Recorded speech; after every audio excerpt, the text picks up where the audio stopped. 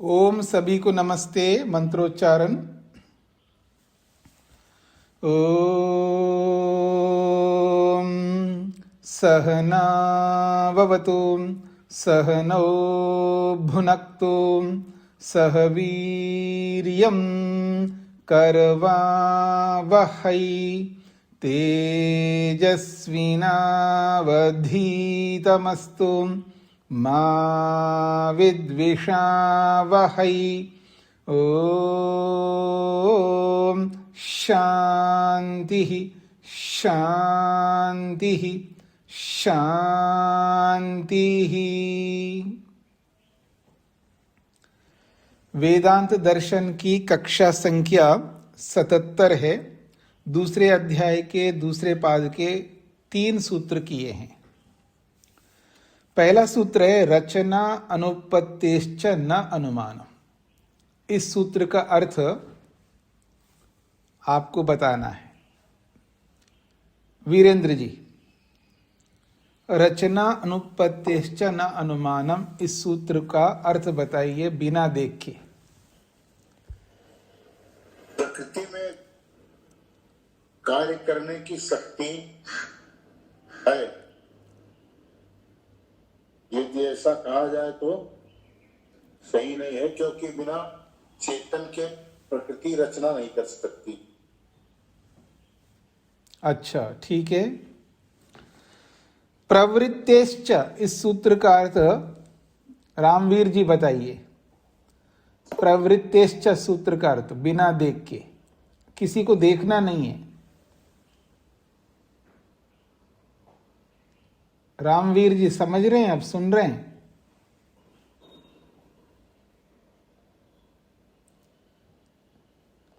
अच्छा, दिलीप जी बताइए। अच्छा, नहीं बता सकते।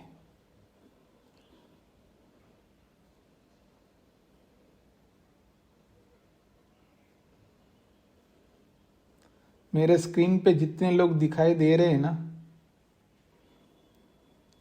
भारत जी बताएंगे?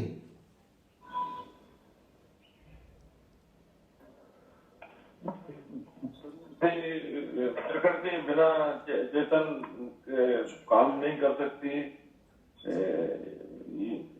ये कह सकते, जैसे ये कह नहीं सकते, ये कह सकते हैं कि बिना चेतन के काम नहीं कर सकती। दूध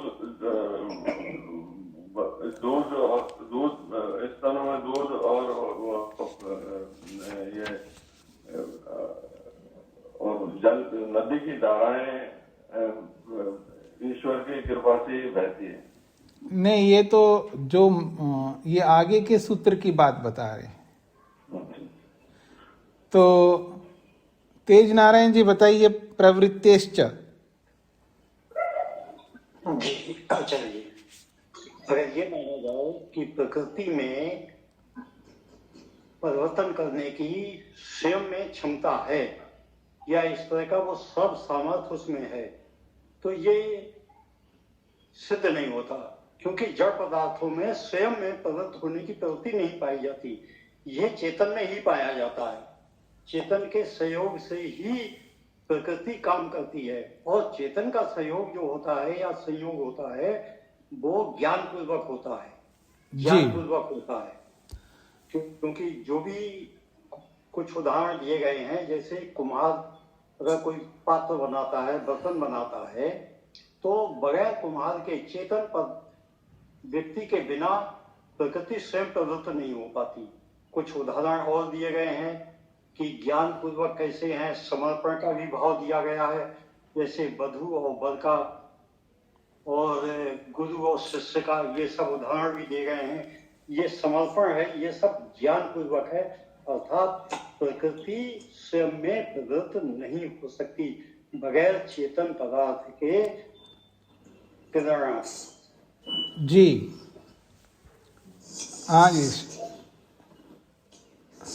पंडा जी बताइए पयो अम्बुवत चेत तत्रापि। उसके बाद नमस्ते स्वामी जी। तो उसके बाद पूर्व पक्षी उदाहरण दे रहे हैं कि दूध और जल अपने आप काम करते हैं गाय में और नदी में बहते हैं। उसके उत्तर में सिद्धांती बोल रहे हैं कि नहीं, गाय से दूध निकलना भी गाय चेतन का आवश्यकता होता है और पानी जो नदी में बहता है उसमें भी परमात्मा का सहयोग है, इसलिए चेतन का ही आवश्यकता है। जी, तो विषय आपके सामने आ चुका है। आगे बढ़ता हूं। जिन्होंने अपना माइक बंद नहीं किया, वीरेंद्र जी माइक बंद करके रखना भी सीखिए। व्यतिरेक अनवस्थितेः च अनपेक्षत्वात्। व्यतिरेक अनवस्थितेः च अनपेक्षत्वात्, ये सूत्र है। निमित्त कारणस्य परमात्मनः स्वतो भिन्नस्य अनपेक्षत्वात्।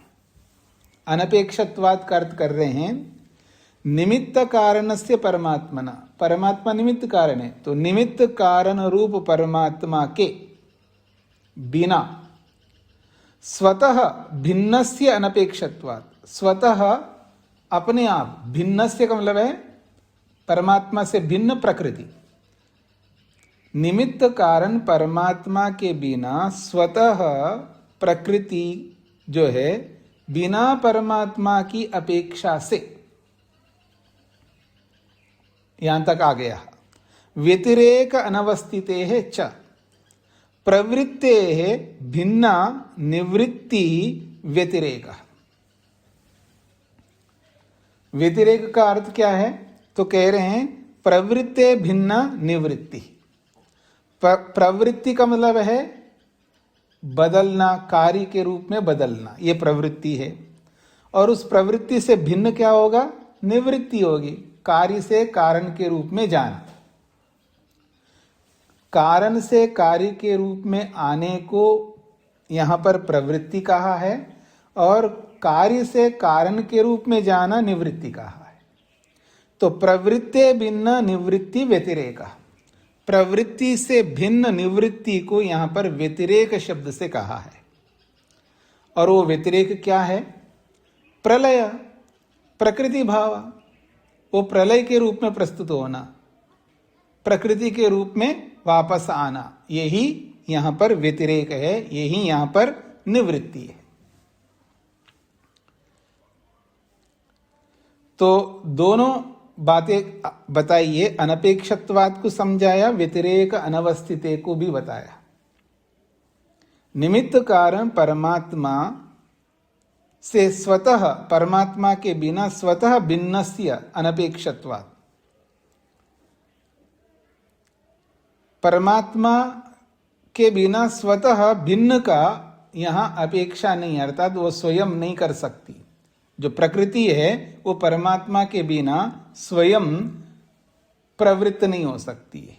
मान लीजिए थोड़ी देर के लिए प्रवृत्त होती है तो निवृत्ति नहीं हो सकती है। मान लो कोई कहे कि चलो प्रवृत्ति कार्य के रूप में आ गई स्वतः, अब कार्य से वापस कारण के रूप में नहीं जा सकती। ये सब करने के लिए बुद्धि चाहिए, व्यवस्थित रूप से बदलना, ये उसके लिए बुद्धि चाहिए। और व्यवस्थित रूप से वापस अपने कारण के रूप में आना, उसके लिए बुद्धि चाहिए। और बुद्धि चेतन में होती है, जड़ में नहीं हो सकती है। अब इसी को खोल के समझा रहे हैं। यदि ही प्रकृति स्वभावतो जगत रूपे प्रवर्तते, यदि प्रकृति स्वयं स्वाभाविक रूप से जगत के रूप में प्रवर्तते, बदल जाती है, तदा ऐसी स्थिति में तत् निवर्तनम पुनः प्रकृति भाव न संभवेत। तदा उस स्थिति में, किस स्थिति में? जब स्वयं जगत के रूप में बदल जाती है, तदा उस स्थिति में तन निवर्तनम, उसका लौटना, पुनः प्रकृति भाव, वापस प्रकृति के रूप में आना, न संभवेत, संभव नहीं हो सकता। क्यों नहीं हो सकता ही? नहीं जड़स्य स्वभावतः प्रवृत्ति पुनः निवर्तते। जड़ वस्तु का स्वभाव से प्रवृत्ति नहीं होती है और न स्वभाव से पुनः निवर्तते, स्वभाव से दोबारा वापस लौट के आ सकता है वो। यथा, अब उदाहरण से समझा रहे हैं, यथा पर्वताद या नदी प्रवर्तते, जैसे पर्वत से जो नदी बहती जा रही है आगे की ओर, समुद्र की ओर, पुनः फिर स पर्वतम प्रति न निवर्तते, ये जो ना है उसको अंत में जोड़ना है, पुनः सा वो नदी पर्वतम प्रति न निवर्तते, वापस पर्वत की ओर लौट के नहीं आ सकता। पर्वत से वो नदी आगे की ओर प्रवृत्त हो रही है, आप कहते हो स्वतः प्रवृत्त होती है, तो हम ये कह रहे हैं क्या जो पर्वत से समुद्र की ओर जब प्रवृत्त हो रही है नदी, क्या वो नदी वापस पर्वत की ओर निवृत्त हो सकती है? नहीं हो सकती है। तस्मात्, इसलिए ये बात आपकी उचित नहीं है। पुनश्च, एक और बात कहना चाहते हैं, प्रकृति रूपत्वस्य अनवस्थान दोषात् न इदं मंतव्यम समीचीनम यत् प्रकृति जगता स्वतंत्रम कारणम। पुनश्च, एक और बात कहना चाहते हैं, प्रकृति रूपत्वस्य अनवस्थान दोषात्, प्रकृति स्वरूप का अनवस्थान दोषात्, प्रकृति स्वरूप में अपने आप में रहने का अनवस्थान दोष, अनवस्थान का मतलब है जो उसी अवस्था में रहना, ये दोष होने से, अर्थात प्रकृति हमेशा उसी अवस्था में रहे ये नहीं हो सकता, कभी वो कार्य के रूप में आती है और कभी कारण के रूप में आती है। इदम न दोषात न इदम मंतव्यम समीचीनम, इसलिए यह मानना नहीं चाहिए, ये उचित नहीं है कि यद प्रकृति जगता स्वतंत्रम कारणम, जो प्रकृति स्वतंत्र रूप से जगत का कारण हो, ये नहीं मान सकते। ये सूत्र का पूरे अभिप्राय को यहां पर समाप्त कर दिया। सार क्या है? सार ये है कि प्रकृति यदि प्रवृत्त भी होती है कार्य के रूप में, तो निवृत्त नहीं हो सकती है। यह मुख्य बात है। किसी कारण से कोई मान ले ठीक है प्रकृति प्रवृत्त होती है, अर्थात कार्य के रूप में अपने आप बदलती है, तो वापस कारण के रूप में अपने आप नहीं बदल सकती है।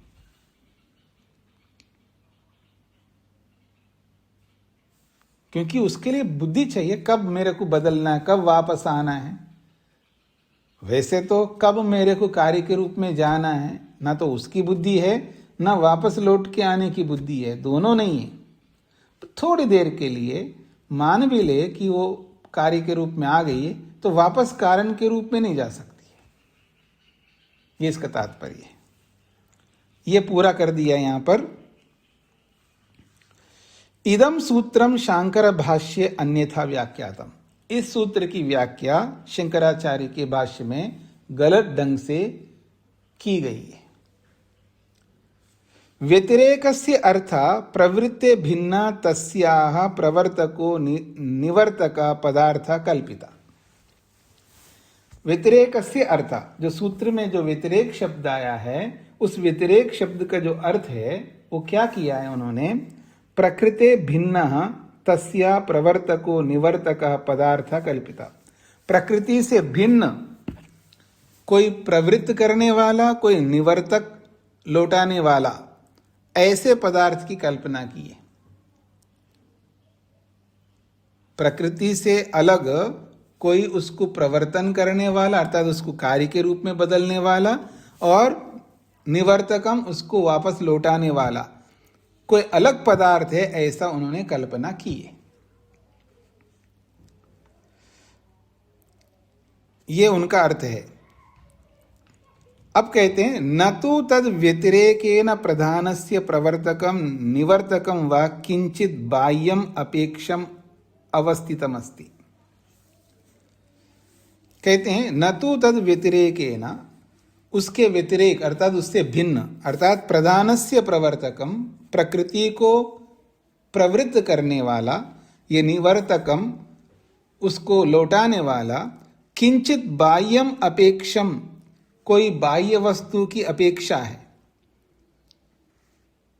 ना को अंत में जोड़ना है, न किंचित बाह्यम अपेक्षम अवस्थितम अस्ति, कोई बाह्य वस्तु की अपेक्षा हो और वो विद्यमान हो ऐसा नहीं चाहिए। इस तरह का उन्होंने अर्थ किया है। तो उनका ये कहना है, पहली बात यह है कि प्रकृति से भिन्न किसी की कल्पना करो फिर वो नहीं है ऐसा बोलो, ऐसा अर्थ करना उचित नहीं है। क्यों उचित नहीं है जी? पहली बात तो उनके मत में प्रकृति नहीं होती है, और मान लीजिएगा अविद्या के रूप में होती है तो फिर उसको बदलने वाला और लौटाने वाला किसी और तीसरे को मानो, फिर वो नहीं है ऐसा बताओ, ऐसा बताने की आवश्यकता नहीं है। ये इसका तात्पर्य है।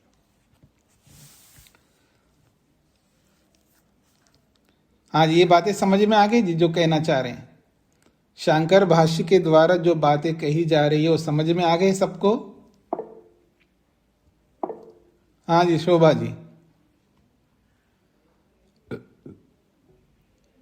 शोभा जी बोलिए। स्वामी जी इसको लास्ट वाला एक बार फिर से बता दीजिए। स्वामी जी इसको एक बार फिर से बता दीजिए। जी जी जी, देखिएगा, व्यतिरेकस्य अर्थ प्रकृते भिन्नः। व्यतिरेक शब्द का जो अर्थ है प्रकृते भिन्न, प्रकृति से अलग। तस्याह उस प्रकृति के या उस प्रकृति से अलग प्रवर्तक, उसको कार्य के रूप में बदलने वाला, या निवर्तक, उसको लौटाने वाला अलग पदार्थ की कल्पना की है उन्होंने। व्यतिरेक शब्द का अर्थ प्रकृति से अलग किसी प्रवर्तक को निवर्तक रूपी पदार्थ की उन्होंने कल्पना की है। इस वाक्य का अर्थ है। अब वो कैसे किया है उन्होंने, तो उनकी पंक्ति दे रहे हैं, न तु तद व्यतिरेकेन प्रदानस्य प्रवर्तकम निवर्तकम वा किंचित बाह्यम अपेक्षम अवस्थितम अस्ति। तद व्यतिरेकेन, तद व्यतिरेकेन का मतलब है प्रकृति से भिन्न, अर्थात प्रधानस्य प्रवर्तकम, प्रकृति को प्रवृत्त करने वाला, यह निवर्तकम लौटाने वाला, किंचित कोई, बाह्यम बाहर, प्रकृति से अलग बाहर की, अपेक्षम बाहर वस्तु की अपेक्षा हो, और वो अवस्थितम वो विद्यमान हो, ऐसा न अस्ति नहीं है। समझ में आ गए जी शोभा जी? हाँ जी हाँ जी। तो उन्होंने जो इन्वर्टेड कॉमास में जो लिखा है ना, ये उनकी पंक्ति है, शंकर की पंक्ति है। तो उन्होंने कहा प्रकृति से अलग कोई कार्य के रूप में बदलने वाला या लौटाने वाला कोई बाह्य वस्तु नहीं है, ऐसा जो बोला है। तो उन्होंने कोई बाह्य वस्तु की कल्पना करके क्यों बोल रहे हैं ऐसे, जब कोई वस्तु होती ही नहीं है उनके पक्ष में। एतद व्याख्यानम असम्यक, इसलिए वो कह रहे हैं ऐसा जो व्याख्यान किया है ये उचित नहीं है। प्रकृति भिन्नस्य परमात्मनस्तु अपेक्षत्वं पूर्वत एव प्रतिसूत्रम प्रतिपाद्यते। प्रकृति भिन्नस्य परमात्मनः तु अपेक्षत्वम, प्रकृति से अलग परमात्मा की तो अपेक्षा है ही वहां पर।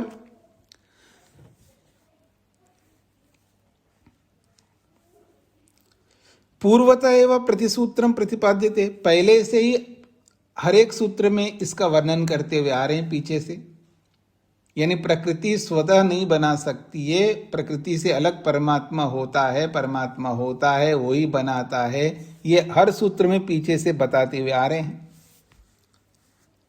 तदित्थम गौरव दोष आपद्यते, फिर उसी बात को वापस दोहराना, बताई हुई बात को दोबारा दोहराना, इसको गौरव दोष कहते हैं। अर्थात बताई हुई बात को बार बार जब बताया जाता है, गौरव दोष का मतलब है व्यर्थ बताने का दोष आएगा। जहां आवश्यकता ना हो उसको बार बार दोहराया जाए, उसको गौरव दोष कहते हैं। अर्थात अतिरिक्त बताना, अनावश्यक बताने को गौरव दोष कहते हैं। तद भिन्नम प्रवर्तकम निवर्तकम यद व्यतिरेक शब्देन कल्प्यते न हि अत्र निवर्तक प्रसंग। तद भिन्नम, उस प्रकृति से अलग, प्रवर्तक को या निवर्तक को, अर्थात कार्य के रूप में बदलने वाले को या कारण के रूप में परिवर्तित करने वाले को, यद व्यतिरेक शब्देन, व्यतिरेक शब्द के द्वारा कल्प्यते, कल्पना की जा रही है, नहीं अत्र निवर्तक प्रसंग, यहां कोई निवर्तक प्रसंग नहीं है, लौटाने का प्रसंग नहीं है। फिर क्या है? वस्तुतस्तु, वास्तव में तो ये है, प्रवृत्तेश्च, ये जो सूत्र आया है, दूसरा सूत्र, इस सूत्र से, सूत्रतः, प्रवृत्तेश्च सूत्रतः, इस प्रवृत्ते सूत्र से प्रवृत्ति प्रसंग प्रकृता, कार्य के रूप में बदलने का प्रसंग प्रारंभ हुआ है। पयो अम्बुवच्चेत तत्रापि इति सूत्रे अपि प्रवृत्ति प्रसंग विद्यते, इस सूत्र में भी प्रवृत्ति का प्रसंग विद्यमान है। तत्र उक्तम शांकर भाष्ये अपि, और शंकर भाष्य में भी ऐसा ही बोला है प्रवृत्ति विषय को लेकर के। क्या बोला है? तत्रापि पयो अम्बुनो चेतन अधिष्ठितयोः एव प्रवृत्ति इति अनुमिमीये, प्रवृत्तिरिति अनुमिमीमहे। उन्होंने क्या लिखा है? तत्रापि, तत्रापि का मतलब है पयो अम्बुवत चेत, ये जो उदाहरण दिया है, तत्रापि, उसमें भी, पयो अम्बुनो चेतन अधिष्ठितयोः एव, चाहे वो दूध हो, बाहर निकल रहा हो स्तनों के माध्यम से, या अम्बुनः, अम्बुनो अर्थात पर्वत से नदी के रूप में जो बह रहा हो, चेतन अधिष्ठितयो, वो चेतन के अधिकार से ही होते हैं, चेतन के अधिकार से ही प्रवृत्ति, उनकी प्रवृत्ति होती है। इति, ऐसा, अनुमिमीमहे, ऐसा हमें अनुमान करना चाहिए, ऐसा ज्ञान कर लेना चाहिए। ये अनुमान कैसे जी? क्योंकि हम प्रत्यक्ष तो देख नहीं सकते। गाय के अंदर स्थित आत्मा जो है वो दूध का स्राव करवा रही है, इसको हम प्रत्यक्ष नहीं देख सकते। और पर्वत से जो पानी समुद्र की ओर बह रहा है, इसको भी हम प्रत्यक्ष नहीं देख सकते कि ईश्वर ले जा रहा है, उसका अनुमान ही हमें करना होता है। ये इसका तात्पर्य है। स्पष्ट हो गया जी? सूत्रम तस्मात् अत्र प्रस्तुत सूत्रे व्यतिरेक शब्देन प्रवृत्ति व्यतिरेको निवृत्ति गृह्यते तथा कृत्वा एव अस्माभिः सूत्रम व्याख्यातम। तस्मात्, इसलिए, अत्र प्रस्तुत सूत्रे, इस प्रस्तुत सूत्र में, व्यतिरेक शब्द से प्रवृत्ति व्यतिरेक, प्रवृत्ति का ही विरोधी निवृत्ति शब्द को ही लेना चाहिए। तथा कृत्वा एव अस्माभिः सूत्रम व्याख्यातम, ऐसा मान करके ही हमने इस सूत्र की व्याख्या की है। हमने ठीक किए है, आदि शंकर ने ठीक नहीं किया, ऐसा भाष्यकार का कहना है। सूत्रार्थ: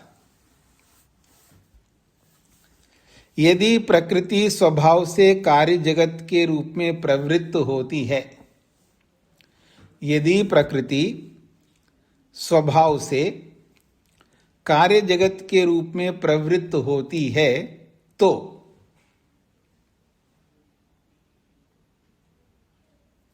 यदि प्रकृति स्वभाव से कार्य जगत के रूप में प्रवृत्ति होती है, तो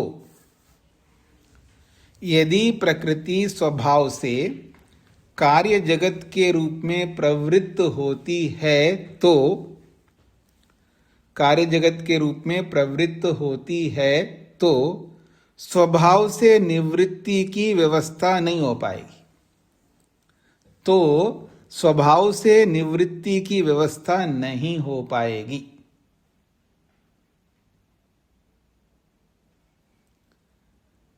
तो स्वभाव से निवृत्ति की व्यवस्था नहीं हो पाएगी।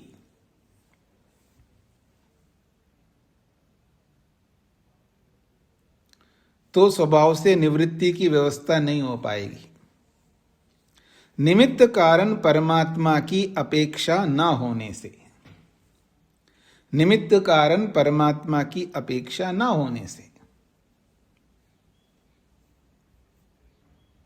निमित्त कारण परमात्मा की अपेक्षा न होने से,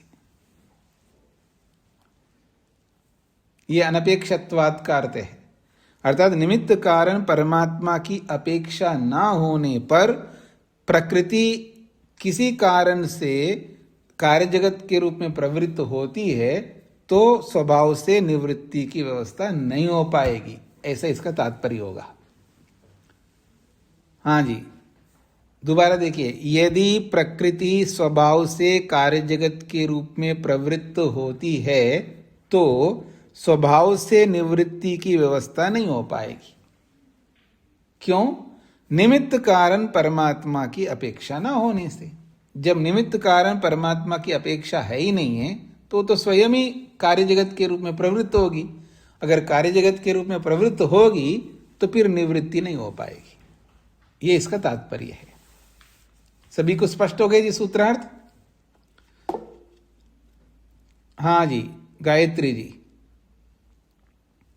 नमस्ते स्वामी जी। जी स्वामी जी, ये पर्वत से नदी प्रवृत्त होती है, फिर वह पर्वत के प्रति निवृत्ति नहीं होती है, समझ में ना आई। मतलब पानी, अच्छा आपको समझाता हूं, आप मोटे उदाहरण से समझाता हूं। एक चौधरी था माता जी, वो गंगा दर्शन करने के लिए जा रहा था। पत्नी कहती है मैं भी चलूंगी, तो चौधरी साहब ने कहा कि नहीं जाना है, आपको नहीं जाना है। तो हमेशा पति से उल्टा करती थी वो।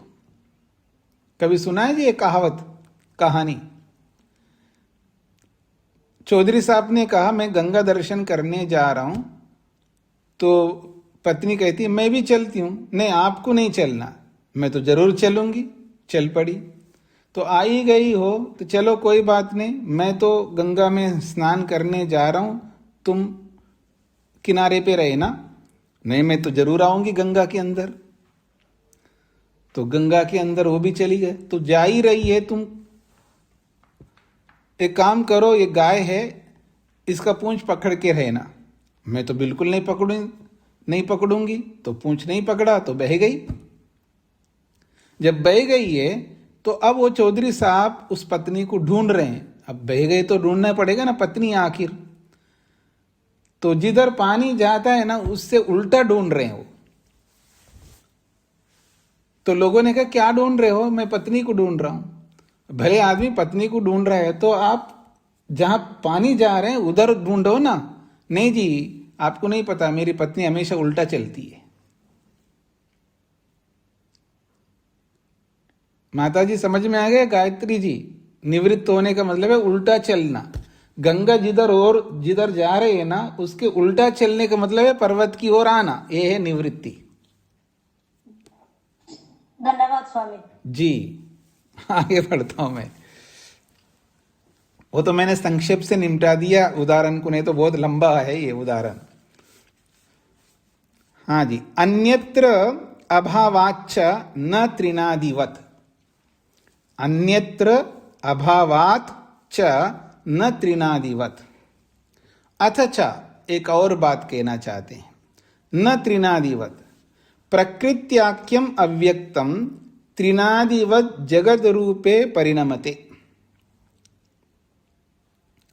अथ च एक और बात कही जा रही है, प्रकृत्याख्यम अव्यक्तम। प्रकृति नामक जो अव्यक्त न दिखाई देने वाली ये जो वस्तु है, ये अपने आप जो है कार्य जगत के रूप में बदल जाती है। इस बात को समझाने के लिए एक उदाहरण दे रहे हैं, त्रिनादिवत, तिनके आदि के समान। जैसे तिनका आदि अपने आप पैदा होते हैं जगत रूपे, ऐसे ही जगत के रूप में प्रकृति नामक अव्यक्त प्रकृति जो है अपने आप जगत के रूप में परिवर्तित होती है। परिणमते, परिवर्तित होती है। तृणादिवत, तृण कहते हैं घास को, घास आदि के समान प्रकृति भी जगत के रूप में अपने आप परिवर्तित होती है। यथा ही, उसी को समझा रहे हैं, यथा ही तृणादिकम धेनु आदि भी भुक्तम निरपेक्षम दुग्ध रूपे परिणमते। जैसे तृणादिकम घास फूस आदि जो भी है वो धेनुवादि भी भुक्तम, गाय भैंस ऊंटनी ये सब उनको खा लिया। जब घास फूस खा लिया है इन पशुओं ने तो निरपेक्षम, बिना सहयोग के, बिना किसी और के सहयोग के, दुग्ध रूपे परिणमते, वो अपने आप दूध के रूप में बदल जाता है। प्रश्नकर्ता कह रहा है भाई गाय है, भैंस है, ऊंटनी है, गधी है, ये घास फूस खा लिया इन्होंने और उस घास फूस से अपने आप वो बदल करके दूध में परिवर्तित हो गया, उसके लिए किसी और की अपेक्षा नहीं है। तद्वत, ठीक उसी प्रकार से प्रकृति अपि, प्रकृति भी निरपेक्षा, बिना किसी के सहयोग से, निरपेक्षा सती, बिना किसी के सहयोग के बिना जगत रूपे परिणमेता, जगत के रूप में परिणित हो जाएगी। इति चेत कथयेत, ऐसा कोई व्यक्ति कहे, तर्हि, तब हम उत्तर दे रहे हैं न एतत् सम्यक, ये उचित नहीं है, ऐसा नहीं हो सकता। कुतः, क्यों नहीं हो सकता? अन्यत्र अभावात् तृणादिकम निरपेक्षम दुग्ध भावम न अपद्यते। अरे घास फूस आदि जो भी दूसरे भी तो खाते हैं, बैल भी तो खाते हैं, घोड़े भी तो खाते हैं, भैंसा भी तो खाता है, उनमें क्यों नहीं होता है अपने आप दूध के रूप में परिवर्तन? अथवा जो गाय खाती है दूध के रूप में कब परिवर्तित होता है जी? जब वो बच्चा देता है उसके बाद में, और बच्चा देना बंद हो गया, 3 साल हो गए, अब दूध नहीं देती है वो, ये याद रखना। आज भी वो खा रही है गाय, फिर दूध के रूप में परिवर्तित नहीं हो सकता। तो वहां किसी की अपेक्षा है। तो कहते हैं अन्यत्र अभावत, अन्य स्थलों पर तो होता नहीं है, अन्यत्र अभाव है। तृणादिकम निरपेक्षम, घास फूस आदि के बिना दुग्ध भावम नापद्यते। अगर घास फूस ना खाओ तो दूध उत्पन्न ही नहीं हो सकता। ये तो ये धेनुवादिभ्यो अन्यत्र, धेनुवादिभ्यो अन्यत्र का वह जो गाय है, भैंस है, उनसे अलग बलिवर्दादि भी, बलिवर्द कहते हैं बैल, और आदि से घोड़े, ऊंट, गधे, इनके अंदर इन्होंने भी भुक्तम तृणादि, उन्होंने भी तिनका आदि सब खाए उन्होंने। तत्र न दुग्ध भावम आपद्यते, वहां तो दूध पैदा नहीं होता है। मतलब आपने कहा तिनके आदि अर्थात घास फूस खाने से दूध अपने आप बन जाता है, भाई उन्हीं में क्यों बन रहा है, इनमें क्यों नहीं बन रहा है? इसका मतलब है अपने आप नहीं बनता है, ये इसका तात्पर्य है। वहां ईश्वर की अपनी व्यवस्था है, वो चेतन का वह सहयोग है, ये इसका तात्पर्य है। सूत्रार्थ लिखिएगा, जिस प्रकार घास आदि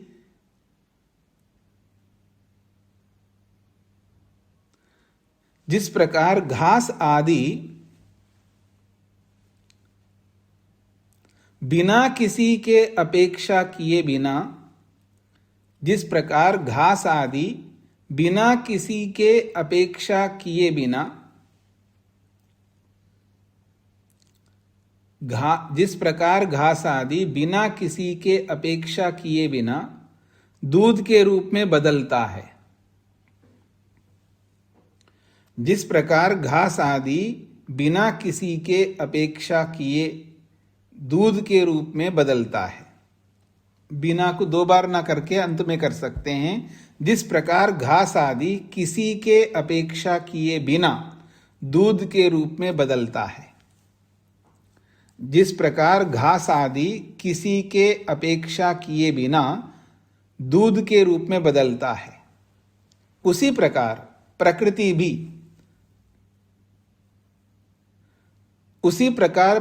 भी जगत के रूप में बदल जाएगी। उसी प्रकार प्रकृति भी जगत के रूप में बदल जाएगी। उसी प्रकार प्रकृति भी जगत के रूप में बदल जाएगी। ऐसा नहीं हो सकता।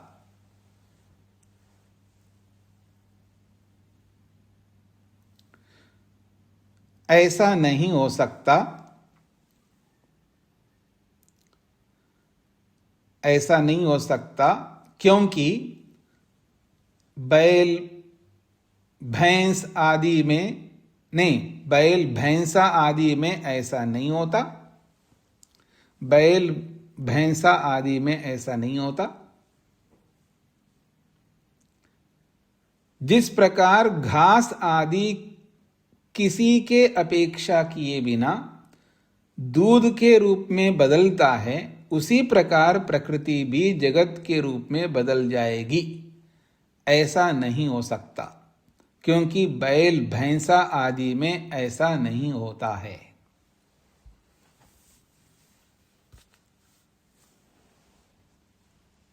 ठीक हो गए जी? प्रमोद जी। नमस्ते स्वामी जी। जी स्वामी जी, ये जो बैल भैंसा आदि का यहाँ बोला है, तो उधर ऊपर धेनु गाय और भैंस आदि भी ले सकते हैं ना स्वामी जी?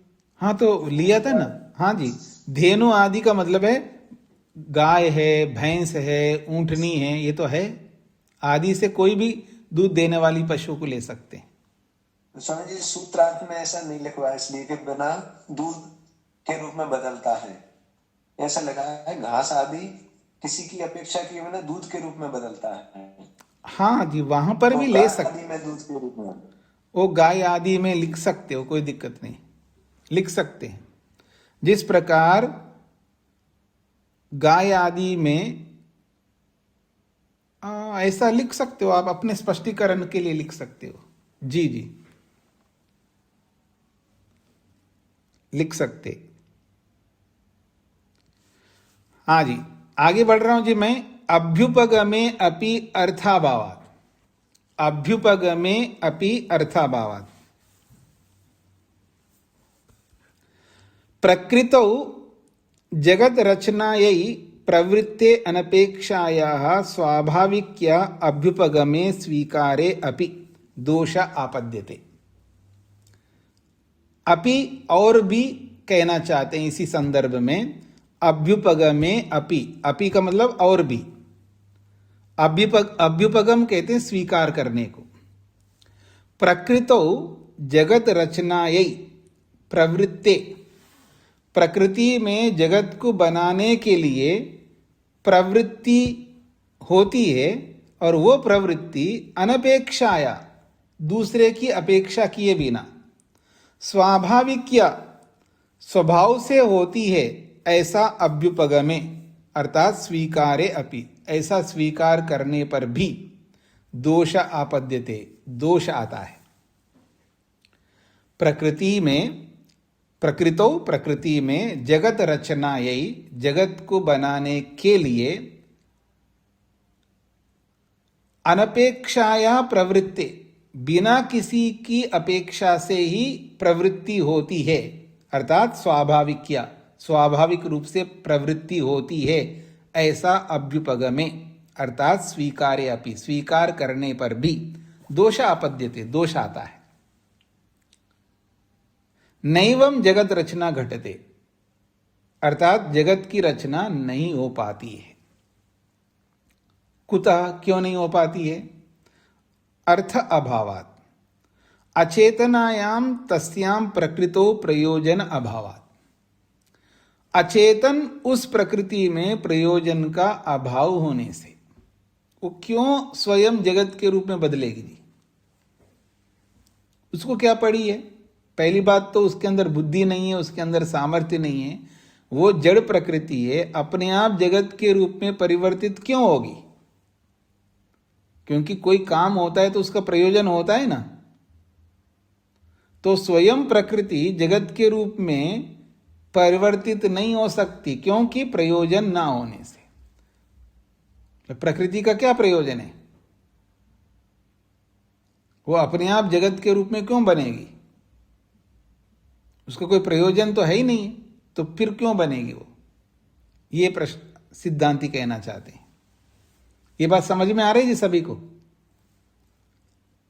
अचेतनस्य स्वकीयं प्रयोजनम तु न किंचित भवति। उसी को और स्पष्ट कर रहे हैं। अचेतनस्य, अचेतन वस्तु को स्वकीयं प्रयोजनम, अपना स्वयं का प्रयोजन न किंचित भवति, कुछ भी नहीं होता है। जड़ वस्तु में अपना कोई प्रयोजन नहीं होता है। पर प्रयोजनम च न जातुमर्हति, और मेरे लिए कुछ चाहिए, मेरे प्रयोजन को जान नहीं सकती है। पर प्रयोजनम, दूसरे के प्रयोजन को न जातुमर्हति, वो जान नहीं सकती है, क्योंकि वो तो जड़ है। तस्मात् न तस्याः प्रवृत्ति स्वतंत्रा वक्तुम उपपत्तुम व शक्यते। तो निष्कर्ष क्या निकला जी? तस्मात्, इसलिए, तस्या प्रवृत्ति न स्वतंत्रा, उस प्रकृति की जो कार्य के रूप में प्रवृत्ति है वो स्वतंत्र नहीं है। और न वक्तुम, न कह सकते हो, न उपपत्तुम, न सिद्ध कर सकते हो। न वक्तुम शक्यते न उपपत्तुम शक्यते, ऐसे दोनों के साथ लगा सकते हैं ना को। तस्या प्रवृत्ति, उस प्रकृति की जो कार्य के रूप में प्रवृत्ति है, स्वतंत्र रूप से न वक्तुम शक्यते, उसको स्वतंत्र रूप से बनाएगी ऐसा नहीं कह सकते, और स्वतंत्र से बनाती ऐसा उपपत्तुम न शक्यते, उसको सिद्ध भी नहीं कर सकते। ये दो बातें हैं यहां पर। सूत्रार्थ, यदि प्रकृति को स्वतंत्र रूप से, यदि प्रकृति को स्वतंत्र रूप से, यदि प्रकृति को स्वतंत्र रूप से, यदि प्रकृति को स्वतंत्र रूप से जगत का कारण स्वीकार कर लेने पर भी, जगत का कारण स्वीकार कर लेने पर भी, जगत का कारण स्वीकार कर लेने पर भी, जगत का कारण स्वीकार कर लेने पर भी प्रकृति में अपने लिए कोई प्रयोजन नहीं है। प्रकृति में अपने लिए कोई प्रयोजन नहीं है। प्रकृति में अपने लिए कोई प्रयोजन नहीं है। प्रकृति में अपने लिए कोई प्रयोजन नहीं है, और दूसरों के प्रयोजन को भी नहीं जान सकती है, और दूसरों के प्रयोजन को भी नहीं जान सकती है, और दूसरों के प्रयोजन को भी नहीं जान सकती है। यदि प्रकृति को स्वतंत्र रूप से जगत का कारण स्वीकार कर लेने पर भी प्रकृति में अपने लिए कोई प्रयोजन नहीं है, और दूसरों के प्रयोजन को भी नहीं जान सकती है। ठीक हो गया जी? अब भूमिका में कुछ बात कही जा रही है। न स्याद, हाँ जी तेज नारायण जी।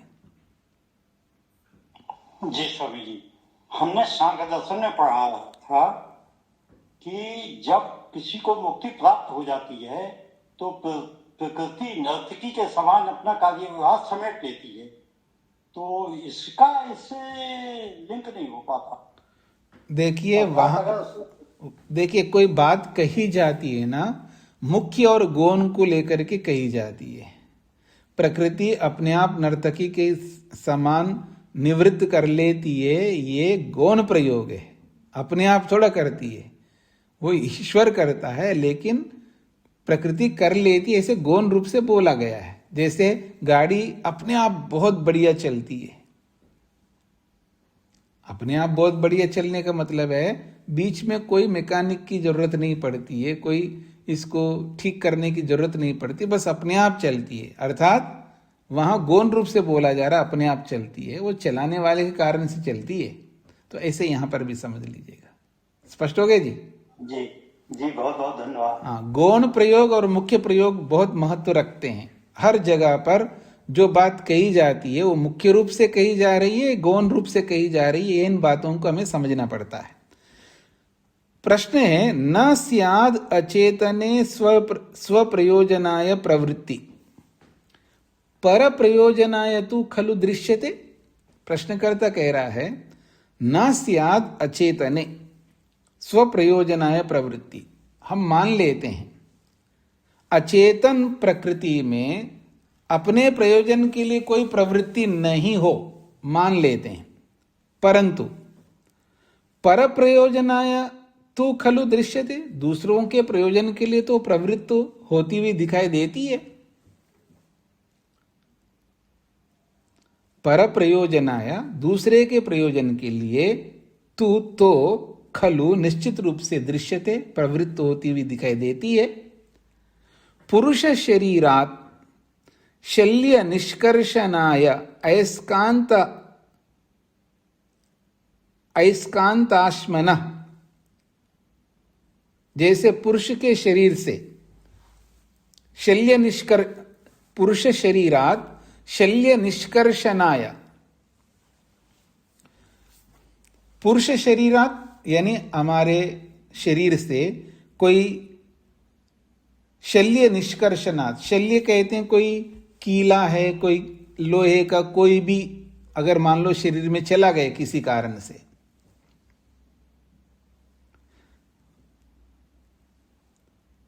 तो शल्य निष्कर्षणाय का मतलब है शरीर में से कोई लोहे का कोई भी वस्तु चला गया हो तो अयस्कांत अश्मना, जो चुंबक के सहायता से जब उसको बाहर निकालते हैं। कभी सुना है ना आपने, कभी सुना है आप लोगों ने, एक महिला ने, जयपुर की बात है, राजस्थान में लोगों को अलग अलग आदतें होती हैं। जब व्यक्ति चिड़चिड़ा होता है, मतलब मानसिक रोगों से जब युक्त होता है कोई व्यक्ति, मानसिक रोगों से जब कोई व्यक्ति ग्रस्त होता है तो उनको जो हाथ में आता है उसको खा जाते हैं। ये एक अलग डिजीज मानी जाती है। कोई सिक्कों को खा जाता है, कोई अपने ईयरिंग्स को, इसको उसको ऐसे खा जाते हैं। तो ऐसे उस महिला के अंदर क्या हुआ, वो इसको उसको बहुत सारी चीजों को खाती गई और संयोग से एक चुंबक भी खा गई। उसको पता नहीं होगा वो चुंबक है, बस खा गई, उसके साथ चुंबक भी चला गया। और उसका नतीजा ये निकला है, जितने भी वो कॉइन्स खाई और सोने के इयररिंग्स वो ये सब खाए, वो अयस्कांत जो मतलब वो जो चुंबक है वो सबको ऑब्जर्व करके अपने पास रख लिया। एक गांठ सा इतना मोटा सा बन गया पेट के अंदर। दर्द हो गया शुरू। तो जब दर्द हो गए तो डॉक्टरों ने खूब पता लगाया, तो पता लगा कि इसके अंदर एक बहुत बड़ा गांठ है। तो उन्होंने ऑपरेशन करके निकाला तो देखा उसमें सिक्के, सोने के, सिल्वर के, उनके साथ में एक चुंबक भी था। उस चुंबक ने उस औरत को बचा लिया। तो ऐसे ही मान लो पुरुष के शरीर में कोई कीला आदि है तो चुंबक के सहयोग से उसको निकाल लेते हैं। जैसे चुंबक अपने आप निकाल लेता है, तद्वत वैसे ही प्रकृति अपि प्रवृत्ति पुरुषाणाम जीवानाम भोगाय संभवे। कोई चुंबक कोई चेतन वस्तु थोड़ी है, वो अपने आप निकालती है, उसके अंदर सामर्थ्य है। उसी के समान प्रकृति अपि प्रवृत्ति, प्रकृति में भी प्रवृत्ति होती है। किस लिए? पुरुषानाम जीवानाम भोगाय, पुरुष के भोग के लिए उसमें भी प्रवृत्ति हो जाए। ऐसा प्रश्नकर्ता ने एक प्रश्न किया है। प्रश्न समझ में आ गए जी सबको? तो उत्तर दे रहे हैं, अत्र उच्यते, इसका समाधान कर रहे हैं। पुरुष अश्मादिवत इति चेत तथापि, पुरुष अश्मादिवत इति चेत तथापि, पुरुषाश्मवत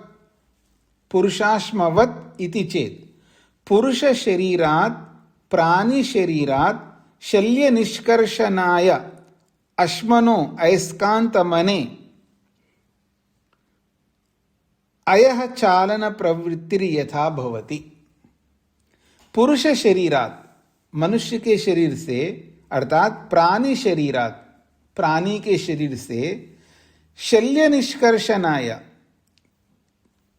शल्य निष्कर्षणाय किसी कील आदि कोई लोहे की वस्तु को निकालने के लिए, अश्मना पत्थर का, कैसा है वो, अयस्कांत मने है, जो अयस्कांत के रूप में अर्थात चुंबक के रूप में है वो पत्थर। अय चालन प्रवृत्ति, जैसे उस लोहे का चालन की प्रवृत्ति होती है, अर्थात जैसे वो चुंबक रखते हैं तो वो अंदर से भी वो उस चुंबक के साथ, जैसे पेट के ऊपर रख दिए चुंबक को, तो वो पेट के अंदर जिस कोने में भी वो है वो लोहा, वो उसके अनुसार उसके क्रिया चल पड़ती है अंदर, अर्थात वो भी चलन करता है। जिधर उस चुंबक को ले जाएंगे वो लोहा भी अंदर से उस ओर जाने लगता है। बाहर भी आपने देखा होगा, बच्चे लोग चुंबक को कागज के नीचे रखते हैं, ऊपर कोई लोहे को रखते हैं, फिर उसको इधर सरकाते तो वो लोहा इधर चला जाता है, इधर सरकाते तो इधर जाता। तो ऐसे ही पेट में भी होता है। तो अय चालन प्रवृत्ति यथा भवति, तो वहां लोहा जो है चलने की प्रवृत्ति उसकी होती है, स्वतः हो रही है। तथा उसी प्रकार से प्रकृतो अपि, प्रकृति में भी जीवात्मा नाम भोग संपादनाय, प्रकृति में भी जीवात्मा को भोग देने के लिए प्रवृत्ति भवितव्यम, उसकी भी प्रवृत्ति हो जाती है। इति चेत, ऐसा कोई कहे तो, तथापि तब भी, तथापि तब भी दोषः पूर्वोक्तो अवतिष्ठते, पहले वाला दोष वैसा का वैसा ही रहता है। उसी को खोल रहे हैं, अयस्कांत मनो तु स प्रवृत्ति सांसिद्धिकी। अयस्कांत मनो, चुंबक में, चुंबक को अयस्कांत मणि कहते हैं। तो अयस्कांत मनो, चुंबक में तो सा प्रवृत्ति, वो जो लोहे को हिलाने की जो प्रवृत्ति है वो सांसिद्धिकी अर्थात स्वाभाविक होती है। न तदपे तो अयस्कांत मणिर्भवति कदाचित, तद अपे तो वो जो स्वाभाविक शक्ति है, वो स्वाभाविक शक्ति को हटा दिया है तो अयस्कांत मणिर न भवति, फिर वो अयस्कांत चुंबक नहीं बनता, चुंबक नहीं रहता वो। अगर उस चुंबक में जो स्वाभाविक सामर्थ्य है लोहे को हिलाने का, उस सामर्थ्य को किसी कारण से आपने हटा दिया हो तो फिर वो चुंबक नहीं रहता, ये कहना चाह रहे हैं।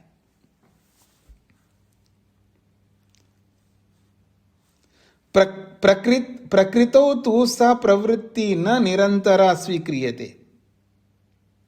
प्रकृति में वो जो प्रवृत्ति है, जगत के रूप में बदलने की जो प्रवृत्ति है, वो प्रवृत्ति न निरंतरा स्वीक्रियते, वो निरंतर नहीं रहती है। कदाचित, किंतु कदाचित प्रवृत्ति कदाचित निवृत्ति, कभी वो जगत के रूप में प्रवृत्त होती है और कभी निवृत्त होती है।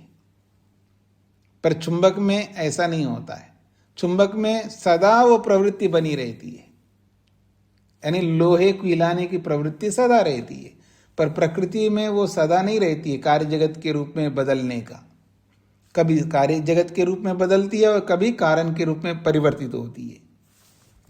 किंतु परमात्मा कृतिम अपेक्षते, नहीं आगे बढ़ दिया मैंने, हाँ, किंतु कदाचित प्रवृत्ति कदाचित निवृत्ति, यहां तक हो गया। अथ च प्रलय काले जीवात्मानां सान्निध्ये सति अपि प्रवृत्तिर्न प्रवर्तते। अथ च प्रलय काले, जब प्रलय काल होता है, उस प्रलय काल में जीवात्मानां सान्निध्ये सति अपि, जीवात्मा प्रकृति के सन्निधि में रहते हुए भी प्रकृति न प्रवर्तते, प्रकृति जो है कार्य के रूप में बदलती नहीं है। किंतु परमात्मा कृतिम अपेक्षते, वहां पर परमात्मा का हस्तक्षेप अपेक्षित होता है। यदा ही परमात्मा जगत निर्मातुम ईक्षते, जिस समय यदा जब परमात्मा जगत निर्मातुम ईक्षते, जगत को बनाने की इच्छा करता है, तदा प्रकृतिम परिणमयति, तभी प्रकृति को बदलता है। पुनः प्रकृति जगत रूपे प्रवर्तते, जब वो बदलता है तब प्रकृति जगत के रूप में प्रवृत्त होती है। न स्वतः स्वभावतो वा, न स्वयं होता है, स्वभाव से बिल्कुल नहीं हो सकता। एवं इसी प्रकार से प्रकृतो प्रवृत्ति निवृत्ति नियमेन परमात्मा विदधाति, प्रकृति में चाहे वो प्रवृत्ति हो कार्य के रूप में बदलना हो या निवृत्ति हो कारण के रूप में बदलना हो, नियम से परमात्मा ही वहां पर विदधाति व्यवस्था करता है। कब कार्य के रूप में आना, कब कारण के रूप में जाना, वो नियम से परमात्मा ही विदधाति विधान करता है, अर्थात व्यवस्था करता है। ये तो ही क्योंकि जड़े परस्पर विरोधिना धर्म वैविध्येन चेतन निरपेक्षेन न भवितव्यम, एक व्यापक सिद्धांत बता रहे हैं। ये तो ही क्योंकि जड़ में परस्पर विरोधिना, परस्पर विरुद्ध दो धर्म एक साथ बिना चेतन के नहीं हो सकते। अर्थात वो प्रवृत्त होती है तो प्रवृत्ति होगी, निवृत्ति नहीं हो सकती उसकी। यदि निवृत्ति हो रही है तो निवृत्ति ही रहेगी, प्रवृत्ति नहीं हो सकती। दो विरुद्ध धर्म एक साथ नहीं रह सकते वहां पर। अथवा एक साथ ना भी बोलो, दो धर्म नहीं रह सकते उस प्रकृति में।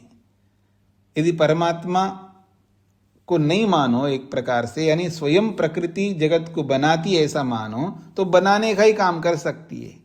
वो बना भी देगी और वापस लौटा देगी। ऐसे दो विरुद्ध धर्म नहीं रह सकते प्रकृति में, ये कहना चाह रहे हैं यहां पर। ठीक हो गए जी। सूत्रार्थ, सूत्रार्थ पहले लिख लीजिएगा। पुरुष में लगी हुई कील सुई आदि को, पुरुष में लगी हुई कील सुई आदि को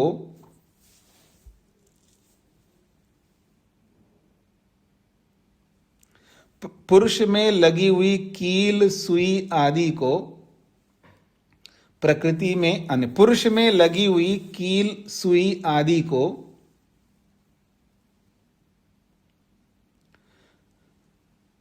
चुंबक सामने आने पर, चुंबक को सामने कर लेने पर, अर्थात पुरुष के सामने कर लेने पर, चुंबक को पुरुष के सामने कर लेने पर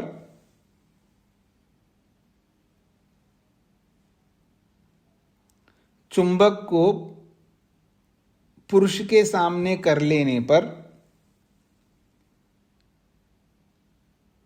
इसको दोबारा ऐसा लिखिएगा। पुरुष में लगी हुई के सामने, पुरुष के पेट में लगी हुई कील सुई आदि को, ऐसा कर लीजिएगा। पुरुष के पेट में लगी हुई कील सुई आदि को, पुरुष के पेट में लगी हुई कील सुई आदि को, पुरुष के पेट में लगी हुई कील सुई आदि को चुंबक सामने कर लेने पर, चुंबक को सामने कर लेने पर, चुंबक को सामने कर लेने पर बाहर निकल जाता है। चुंबक को सामने कर लेने पर बाहर निकल जाता है। उसी प्रकार बिना परमात्मा के, उसी प्रकार बिना परमात्मा के उसी प्रकार बिना परमात्मा के प्रकृति जगत के रूप में प्रवृत्त होती है। उसी प्रकार बिना परमात्मा के प्रकृति जगत के रूप में प्रवृत्त होती है। उसी प्रकार बिना परमात्मा के प्रकृति जगत के रूप में प्रवृत्त होती है। यदि ऐसा कहे तो नहीं कह सकते। यदि ऐसा कहे तो नहीं कह सकते।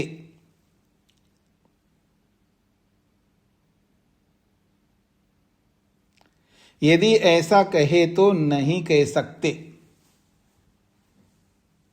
क्योंकि तब भी निवृत्ति नहीं कर सकती। तब भी निवृत्ति नहीं कर सकती।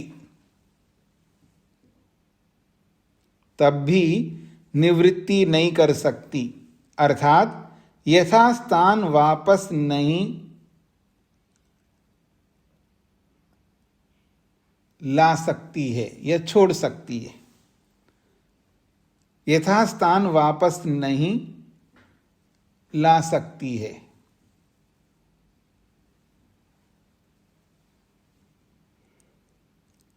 अर्थात यथास्थान वापस नहीं ला सकती है।